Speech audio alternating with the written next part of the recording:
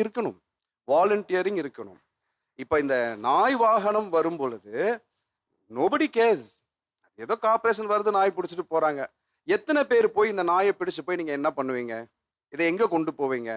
கருத்தடைனா அது எங்க யார் பண்ணுவாங்க? எப்படி ஒரு நாலேஜ் அட்லீஸ்ட் கேட்டு தெரிஞ்சுப்போம் அப்படின்னு எத்தனை பேர் போய் கேட்பாங்க? நமக்கு என்ன தான் இருப்பாங்க.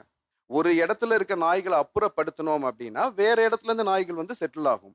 இங்கிருந்து 5 நாயை கிளியர் பண்ணிட்டு இந்த ரோடு வந்து நமக்கு நாய் இல்லாம வந்துருச்சு அப்படின்னு அந்த ரெசிடென்ட்ஸ் நினைச்சாங்கன்னா அடுத்த தெருவில் இருக்கிற 5 நாய் 5 குட்டி போடும்.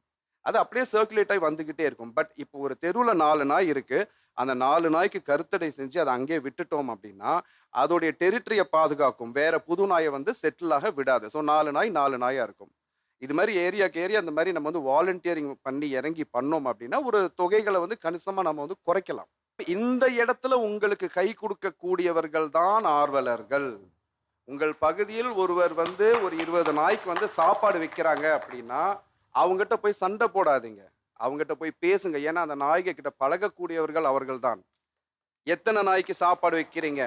கருத்தடை பண்ணி இருக்கிறீங்களா? உங்களுக்கு நாங்க எப்படி உதவ முடியும்? உங்களுக்கு நாங்க எப்படி கை கொடுக்க முடியும்?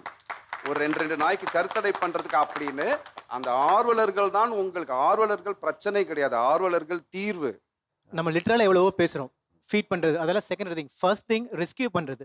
இப்போ ஒரு தடவை ஒரு ஆட்டோ